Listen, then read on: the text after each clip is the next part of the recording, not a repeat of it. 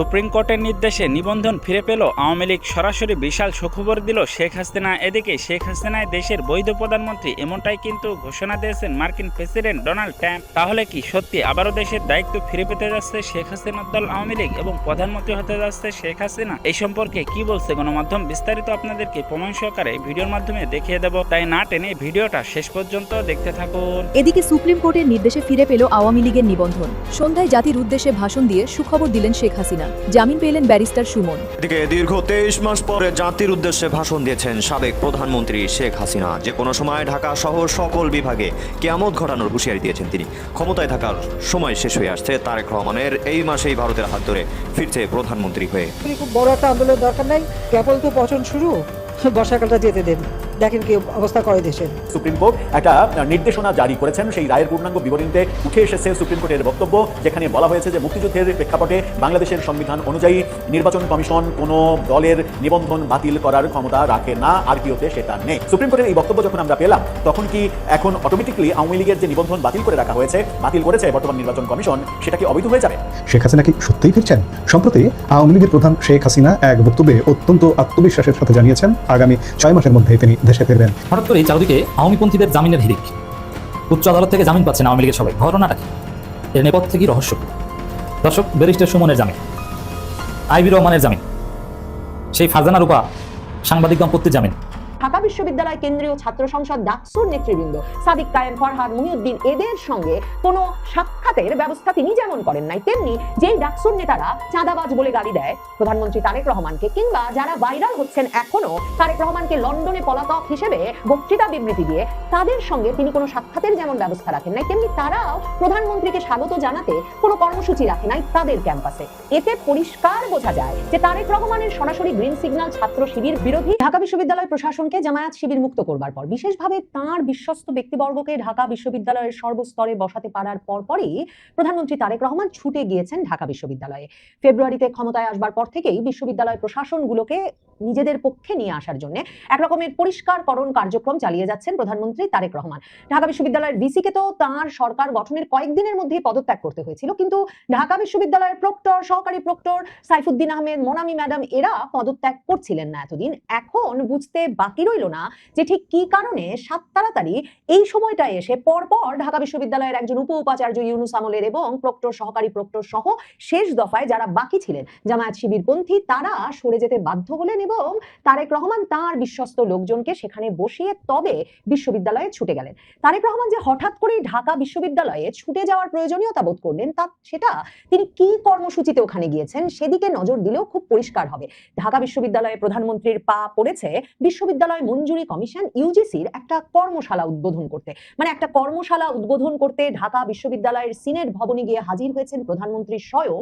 সেটা বিস্ময়কর নিশ্চিতভাবেই। আসলে তারেক রহমান বুঝতে পারছেন যে যদি ঢাকা বিশ্ববিদ্যালয়ে তার ছাত্র দল মানে গিয়ে পা ফেলতে না পারে, ঢুকতে না পারে, এবং ছাত্র রাজনীতিতে সারা দেশে বিশ্ববিদ্যালয় ক্যাম্পাসগুলোতে, শিক্ষা প্রতিষ্ঠানগুলোর ক্যাম্পাসে ছাত্র দলের ঢোকার সুযোগ না হয়, তাহলে তার সরকারটি ক্রমাগতভাবে একটা টলমল অবস্থায়, মানে একটা বেশ নড়বড়ে অবস্থার মধ্যে পড়ে যাবে। কারণ এই বিশ্ববিদ্যালয়গুলো থেকেই বরাবর সরকার পতনের আন্দোলন থেকে শুরু করে সরকারগুলোকে একরকমের ঝুঁকির মধ্যে ফেলে দেওয়ার আন্দোলনগুলো শুরু হয়।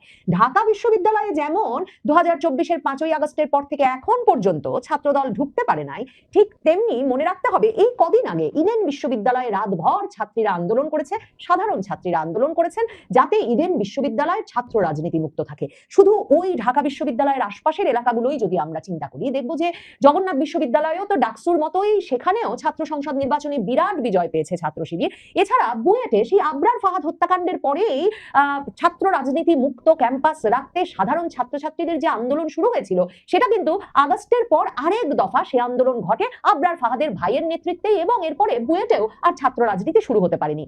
এরই মধ্যে তিতুমির কলেজেও একদিন রাতভর ছাত্রী হল থেকে ছাত্রীরা বেরিয়ে এসে এই আন্দোলন করে ফেলেছেন যে কিছুতেই ছাত্র রাজনীতি ঢুকতে দেওয়া যাবে না ক্যাম্পাসে। মানে ঢাকা কলেজ সহ যে 7 কলেজ আন্দোলন করছিল অনেকদিন ধরে, সেখানেও কিন্তু ছাত্রদল এখনো তাদের পূর্ণাঙ্গ কমিটিও দিতে পারেনি 2024-এর আগস্টের পর থেকে বারবার চেষ্টা সত্ত্বেও। কাজেই তারেক রহমান বুঝতে পারছেন সারা দেশে তার দলের সাংগঠনিক শক্তি প্রসারে যেই বিষয়টি সবচেয়ে গুরুত্বপূর্ণ হয়ে উঠবে, ছাত্র তরুণদের রাজনীতিকে গুরুত্বের সঙ্গে এগিয়ে নেওয়া, সেটা করতে একেবারেই সমর্থ হয় নাই তার দল আওয়ামী লীগের পতন থেকে এখন পর্যন্ত, এমনকি তার দল কয়েক মাস ধরে ক্ষমতায় থাকার পরেও। কাজেই তারেক রহমান এক রকমের সুস্পষ্ট বার্তা, গ্রিন সিগন্যাল ছাত্র দলকে দিতে যে তাদেরকে ক্যাম্পাসে ঢুকতে হবে, আধিপত্য প্রতিষ্ঠা করতে হবে এবং তাদেরকে ক্যাম্পাসে নিয়ন্ত্রণে নিয়ে আসতে হবে, এই পুরো গ্রিন সিগন্যালটুকু তার তরফে দিতেই প্রধানমন্ত্রী তারেক রহমান ইউজিসির এমন একটি কর্মশালা উদ্বোধন করতে ঢাকা বিশ্ববিদ্যালয়ে গিয়ে উপস্থিত হলেন, যেই কর্মশালার শিরোনাম হচ্ছে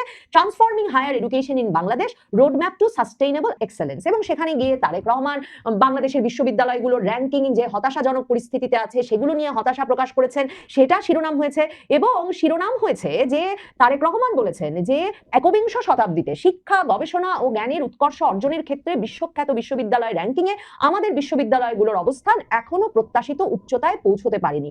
কিন্তু বুঝতে অসুবিধা হয় না যে প্রধানমন্ত্রী তারেক রহমান যে এই নিয়ে আলাপ করতে একটা ছোটখাটো সেমিনার উদ্বোধন করতে, কর্মশালা উদ্বোধন করতে ঢাকা বিশ্ববিদ্যালয় পর্যন্ত পৌঁছলেন, কারণ তার প্রধান হতাশা এখন পর্যন্ত ছাত্র রাজনীতিতে ছাত্র দল গুছিয়ে না বসতে পারার বিষয়টি সবচেয়ে বড় উদ্বেগ এবং শঙ্কার কারণ হয়ে দাঁড়িয়েছে বিএনপি প্রধান তারেক রহমানের জন্য। মনে করে দেখেন, তারেক রহমান 25শে ডিসেম্বর 2025 যখন অবশেষে দেশে ফিরতে পারলেন এবং 27শে ডিসেম্বর তিনি যখন কর্মসূচি নির্ধারণ করলেন যে হাদির মাজার জিয়ারত করতে যাবেন, তিনি হাদির কবর জিয়ারত করতে যাবেন, মানে তখন তো আসলে হাদির মাজারে যাওয়া ছাড়া, ওখানে হাজিরা দেওয়া ছাড়া বাংলাদেশের টেকা এমনকি তারেক রহমানের পক্ষে পর্যন্ত অসম্ভব ছিল।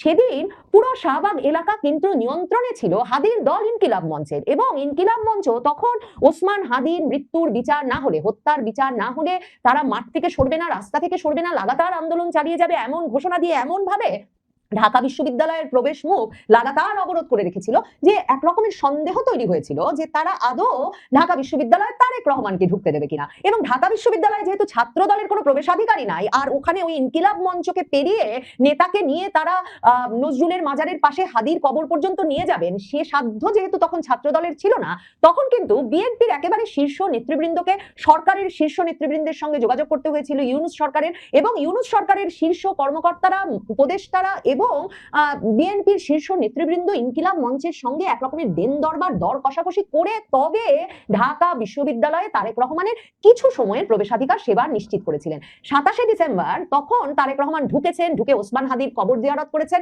পাশে নজরুলের কবর জিয়ারত করেছেন, আর সাথে সাথে ঢাকা বিশ্ববিদ্যালয় ক্যাম্পাস ত্যাগ করেছিলেন। মানে সেখানে যে ছাত্র দল একটা বেশ জমিয়ে বসবে, নেতা গেছেন, 17 বছর পর দেশে ফিরেছেন, একটা বিরাট সম্বর্ধনার আয়োজন করবে কিংবা দিনভর স্লোগানে মুখর রাখবে ঢাকা বিশ্ববিদ্যালয়, কিংবা নেতাকে অন্তত একটা বক্তৃতা মঞ্চ তৈরি করে দেবে, সেরকম কোন পরিস্থিতি ঢাকা বিশ্ববিদ্যালয়ে কিন্তু 27শে ডিসেম্বর 2025-এও তৈরি করতে পারে নাই তারেক রহমানের ছাত্রদল কিংবা বিএনপি।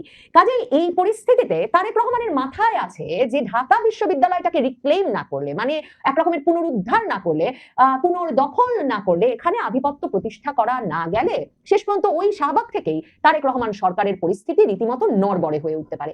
এখন এই যে ছাত্র রাজনীতি মুক্ত করবার যে আন্দোলন, সেই আন্দোলনটাও আসলে ছাত্র দলকে ভীষণভাবে ক্ষতিগ্রস্ত করছে, কারণ ছাত্র রাজনীতি মুক্ত সফল ক্যাম্পাস রেখে ছাত্র শিবির আসলে ছাত্রদল যে অভিযোগটা করে আসে বরাবর, সেই গুপ্ত রাজনীতি চালিয়ে যাচ্ছে প্রত্যেকটি ক্যাম্পাসে। মানে ছাত্র শিবির করছেন ছাত্ররা আর ছাত্রী সংস্থা করছেন ছাত্রীরা, অথচ তারা ছাত্র দলকে ক্যাম্পাসে ঢুকতে দিচ্ছেন না, কারণ এরা বলছেন তারা সাধারণ ছাত্রছাত্রী, তারা রাজনীতির বিরুদ্ধে, যেই রাজনীতি নাকি ক্যাম্পাসে সন্ত্রাসবাদ এবং এক রকমের হলের সিট ভাগাভাগি থেকে শুরু করে এক রকমের গণরুম, নির্যাতন, এসবের একটা সূতিকাগার হয়ে উঠতে পারে। মানে ভীষণ একটা রাজনীতি বিরোধী অবস্থান নিয়েছে ছাত্র শিবির প্রত্যেকটা ক্যাম্পাসে। এখন তারেক রহমান তাই জানেন যে ছাত্র রাজনীতি যদি এখন এমনকি একটা জোর জবরদস্তিতেও ফেরাতে না পারে ছাত্রদল ক্যাম্পাসগুলোতে, তাহলে ছাত্র দলের কিংবা তরুণ বা ছাত্রদের সঙ্গে সংযোগ স্থাপনের বিএনপির রাজনীতির আর কোনো সম্ভাবনা নাই, এবং তার মানে বিএনপির রাজনীতির আর কোনো ভবিষ্যৎ নাই যদি বাংলাদেশের সকল ক্যাম্পাসে, মানে জাতীয় নির্বাচনের আগে যেটা হয়েছে, যতগুলো ক্যাম্পাসে পাবলিক বিশ্ববিদ্যালয়ে, ঢাকা, চট্টগ্রাম, রাজশাহী, জগন্নাথ, যতগুলো বিশ্ববিদ্যালয়ে নির্বাচন হতে পেরেছে, জাহাঙ্গীরনগর, সবগুলোতে তো ছাত্র শিবির বিপুল জয় পেয়েছে।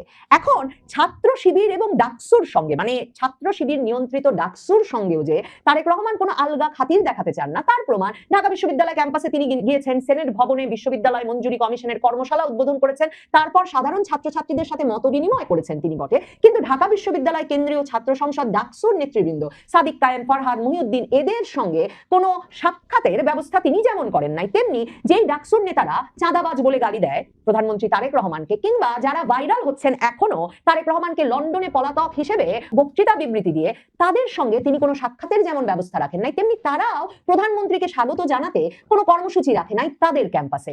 এতে পরিষ্কার বোঝা যায় যে তারেক রহমানের সরাসরি গ্রিন সিগন্যাল ছাত্র শিবির বিরোধী, এবং যাদের আপনাদের মনে হয় যে এরা তো ভাগাভাগির সংসদ বসিয়েছে, এরা তো ভাগাভাগির নির্বাচন করেছে, এরা তো একরকম ছাত্রলীগ আওয়ামী লীগ মুক্ত রেখে রাজনীতির প্রাঙ্গণটাকে একরকমের ভাগাভাগির রাজনীতি করছে, মনে রাখতে হবে কিন্তু তারপরেও কে কার উপর আধিপত্য করবেন এই লড়াইটা কিন্তু এখন সবচেয়ে স্পষ্ট হয়ে উঠেছে প্রতিটা ক্যাম্পাসেই, এবং সে কারণে ঢাকা বিশ্ববিদ্যালয় ক্যাম্পাস সহ ক্যাম্পাসগুলোতে রীতিমতো সংঘর্ষ, হাতাহাতি, মারামারি ঘটছে ছাত্র শিবির আর ছাত্র দলের মধ্যে। কারণ ক্যাম্পাসগুলোতে শিবিরের যে আধিপত্য তা বজায় থাকলে এ সরকারকে, যেমনটা বলেন জামায়াতে ইসলামীর আমির এবং এনসিপি জাতীয় নাগরিক পার্টির নেতৃবৃন্দ, যে 17 বছর হাসিনাকে সরাতে লেগেছে, তারেক রহমানকে সরাতে 17 মাসও লাগবে না। তারেক রহমান জানেন পরিস্থিতি এতটাই ঘোরতর হয়ে ওঠা সম্ভব যদি তার ছাত্রদল ক্যাম্পাসগুলো খুব দ্রুত দখলে না নিতে পারে। দর্শক, এই ভিডিওটা আপনাদের কাছে কেমন লাগলো? যদি বিন্দু পরিমাণ ভালো লেগে থাকে তাহলে অবশ্যই চ্যানেলটাকে সাবস্ক্রাইব করে আমাদের সাথে থাকবেন, যাতে করে এমন নতুন নতুন আপডেট নিউজ সবার আগে আপনাদের হাতে পৌঁছে দিতে পারি। তাহলে সবাই ভালো থাকবেন, সুস্থ থাকবেন। দেখা হচ্ছে পরবর্তী কোনো আপডেট নিউজ নিয়ে।